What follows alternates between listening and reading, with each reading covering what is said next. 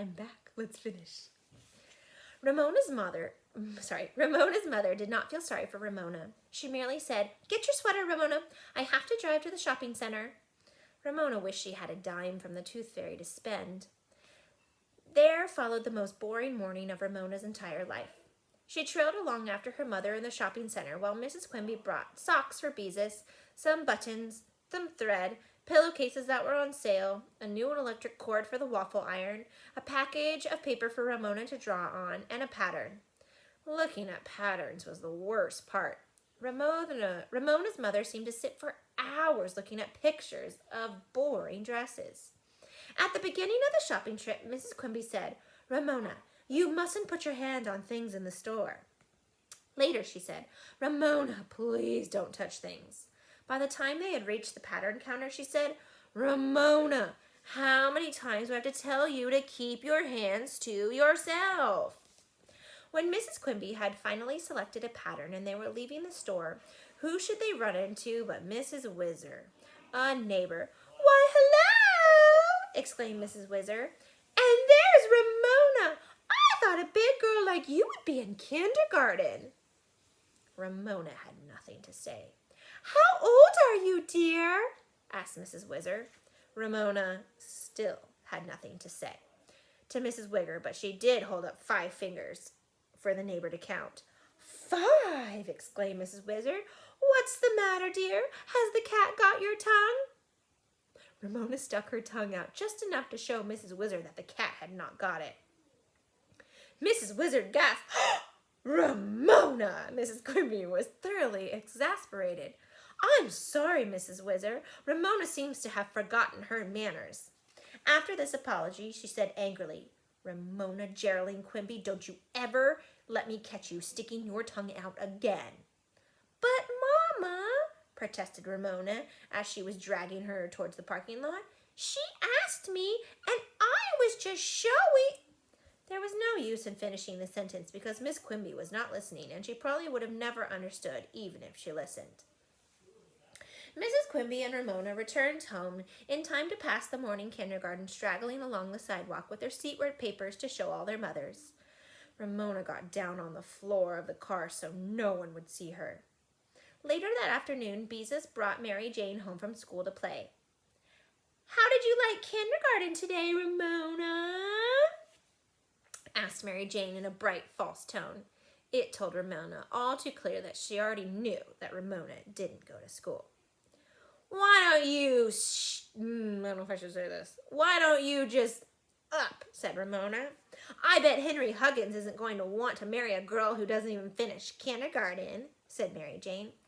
"Oh, stop teasing her," said Beezus, who might laugh at her sister herself, but was quick to protect her from others. Ramona went outside and rode her 2-wheeled lopsided tricycle up and down the sidewalk for a while before she sadly removed Mrs. Benny's red ribbon, which she had woven through the spokes of her front wheel. On the second morning, Mrs. Quimby took a dress from Ramona's closet without a word. Ramona spoke. "I'm not going to school," she said. "Ramona, aren't you ever going to go back to kindergarten?" Mrs. Quimby asked wearily. "Yes," said Ramona. Mrs. Quimby smiled. "Good, let's make it today." Ramona reached for her play clothes. No, I'm going to stay away until Miss Benny forgets all about me, and then when I go back, she'll think I'm somebody else." Mrs. Quimby sighed and shook her head. "Ramona, Miss Benny is never going to forget you." "Yes, she will," insisted Ramona. "She will if I stay away long enough." Some older children on the way shouted, "Drop out!" as they passed the Quimby's house. The day was a long, long one for Ramona. She drew some more seat work for herself, and after there was nothing to do but wander around the house poking her tongue in the hole where her tooth had been, while keeping her lips shut. That evening, her father said, "I miss my little girl's smile." Ramona managed a tight-lipped smile that did not show the gap in her teeth. Later, she heard her father say something to her mother about, "This nonsense has gone on long enough," and her mother answered with something, "Ramona has to make up her own mind if she wants to behave herself." "Ugh," Ramona despaired. Nobody understood. She wanted to behave herself, except when banging her heels on the bedroom wall, and she'd always wanted to behave herself. Why couldn't people understand how she felt? She'd only touched Susan's hair in the first place because it was so beautiful. And the last time, well, Susan had been so bossy, she deserved to have her hair pulled. Ramona soon discovered that the other children in the neighborhood were fascinated by her predicament. "How come you get to stay home from school?" they asked. "Miss Benny doesn't want me there," Ramona answered. "Did you have fun in kindergarten today?" Mary Jane asked her each day, pretending she didn't know Ramona had stayed home. Ramona, who was not fooled for an instant, disdained to answer. Henry Huggan was the one, quite unintentionally, who really frightened Ramona. One afternoon, when she was pedaling her lopsided two-wheeled tricycle up and down in front of her house, Henry Huggins came riding down the street delivering the newspaper. He paused with one foot on the curb in front of the Quimby's house while he rolled a paper. "Hi," said Henry. "That's quite a tricycle you're riding." "This isn't a tricycle," said Ramona with dignity. "This is a two-wheeler." Henry grinned and threw the paper onto the Quimby's front porch. "How come the truant officer doesn't make you go to school?" he said. "What's a truant officer?" asked Ramona. "A man who gets after kids who don't go to school," was Henry's careless answer, and he pedaled off down the street. A truant officer? Ramona decided it must be something like a dog catcher or someone who comes to Glenwood School when there were too many dogs on the playground. He tried to lasso the dog, and once when he did manage to catch an elderly, overweight basset hound, he shut the dog in the back of his truck and drove away with it. Ramona did not want a truant officer to catch her and drive away with her, so she put her lopsided two-wheel tricycle into the garage and went into the house and stayed there looking out from behind the curtains as the other children, and she poked her tongue into the hole where her tooth used to be. "Ramona, why do you keep making that face?" asked Mrs. Quimby in that tired voice she had been using the last 2 days. Ramona took her tongue out of space. "I'm not making faces," she said. Pretty soon, her grown-up tooth would come in without the tooth fairy paying a visit, and no one had ever known she'd lost a tooth. She wondered what Mrs. Benny had done with her tooth. Probably thrown it away, most likely. The next morning, Ramona continued to draw rows of 3 pictures, circle 2, and cross out 1. But the morning was long and lonely. Ramona was so lonely, she even considered going back to kindergarten. But then she thought about Miss Benny, who didn't like her anymore, and who might be not glad to see her. She decided she would need to wait much, much longer for Miss Benny to forget her. "When do you think Miss Benny will forget me?" Ramona asked her mother. Mrs. Quimby kissed the top of Ramona's head. "I don't think she will ever forget you," she said, "not as long as she lives." The situation was hopeless. That noon, Ramona was not hungry when she sat down to soup, a sandwich, and some carrot sticks. She bit into the carrot stick, but somehow chewing it took a long time. She stopped chewing altogether when she heard the doorbell ring. Her heart began to thump.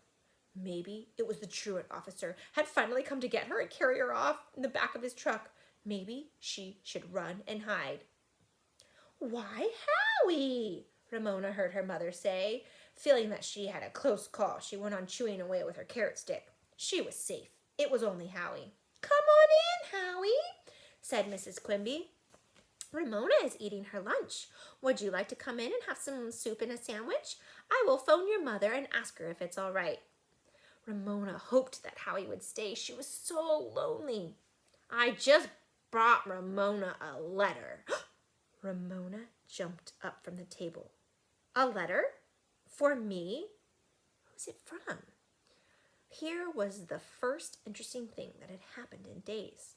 "I don't know," said Howie. "Miss Benny just told me to give it to you." Ramona snatched the envelope from Howie, and sure enough, there was Ramona, Ramona, printed on the envelope. "Let me read it to you," said Mrs. Quimby. "It's my letter," said Ramona, and tore open the envelope. When she pulled out the letter, 2 things caught her eye. 1, her tooth. scotch tape to the top of the paper, and the first line, which Ramona could read, began because she knew all the letters. Dear Ramona Q, with the kitty cat ears and the curly tail. Followed by 2 more lines of writing which Ramona was not able to read. Mama! Cried Ramona, filled with joy. Mrs. Binny had not thrown her tooth away, and Miss Binny had drawn ears and whiskers on her Q. The teacher liked the way Ramona made Q's, so she must like Ramona too. There was hope after all. Why, Ramona! Mrs. Quimby was astonished. You lost a tooth? When did that happen? At school, said Ramona, and here it is. She waved the letter at her mother, and then she studied it carefully because she wanted so much to be able to read Mrs. Binny's words herself. It says, Dear Ramona Q, here is your tooth. I hope the tooth fairy brings you $1. I miss you, and I want you to come back to kindergarten. Love and kisses, Mrs. Binny. Mrs. Quimby smiled and held out her hand. Why don't you let me read the letter? Ramona handed over the letter. Maybe the words did not exactly say what she pretended to read, but she was sure they must be the same. I think I read that wrong. Did I say that? She wanted to read the words. Okay, so that's what she thought the letter said. I messed that up. Ramona handed her mother the letter. Maybe the words did not say that, but she hoped they would be similar. Dear Ramona Q, began Mrs. Quimby, and she remarked, Why does her Q look that way? Go on, Mama, urged Ramona, eager to hear what the letter really said. Mrs. Quimby read, I'm really sorry I forgot to give your tooth to you, but I'm sure the tooth fairy will understand. When are you coming back to kindergarten? Ramona did not care if the tooth fairy understood at all. Miss Binny understood, and nothing else mattered. Tomorrow, Mama, tomorrow. I want to go to kindergarten tomorrow. Good girl, said Mrs. Quimby, and hugged Ramona. She can't, said the matter-of-fact Howie. Tomorrow's Saturday. Ramona gave Howie a look of pity, but she said, Please stay for lunch, Howie. It isn't tuna. It's just peanut butter and jelly. This is how happy she is. That's the last page, you guys. We're done. She's going back into kindergarten. And I feel just the way that Miss Binny does about Ramona. I will never forget you guys, ever, in a million years. This has been such a unique year to be with you guys. You will forever be my shelter-in-place Corona class. There's no words to express how much that I will never forget you guys forever. All right, I hope you guys enjoyed I hope you guys enjoyed Ramona, and I miss you all so much.